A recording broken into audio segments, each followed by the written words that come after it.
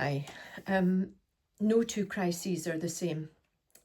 So if you've got people around you who, or if you yourself feel as if you're in crisis, it would be different for anybody else, even people who are close to you.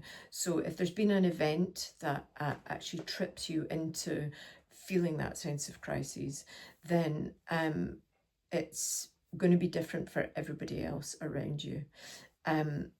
So understanding that is probably quite helpful, because we start to make generalizations about what's going on when somebody's in crisis.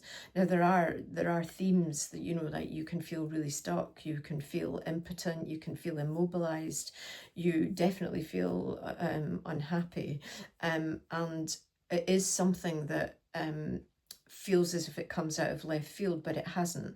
It has been a cumulative thing. Most of us in life are experiencing micro traumas, and our responses to those micro traumas become our survival tools.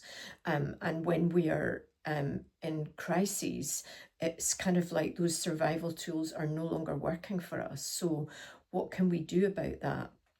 We have to find new tools. But when you're in crises, you can't, and you feel stuck, you kind of, it's a way of not, your protector, which is the survival mechanisms, has become something that prevents you from developing what happens next. So it's a shift, and the first thing to do is to be able to acknowledge that the things that have served you in the past, things like your GSOH, your good sense of humour, might actually no longer be serving you.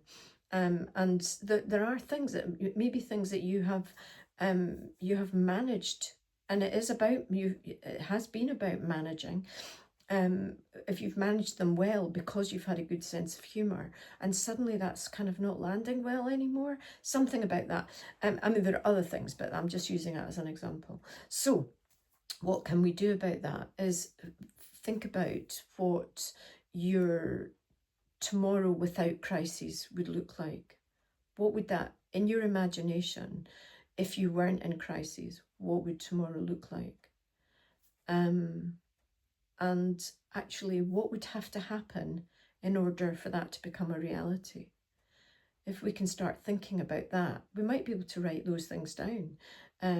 When you do things that are in your head and then you get them out of your head and onto paper, it becomes a different animal. So those things, that might be helpful, but it's a horrible place to be. Crisis is a horrible place to be.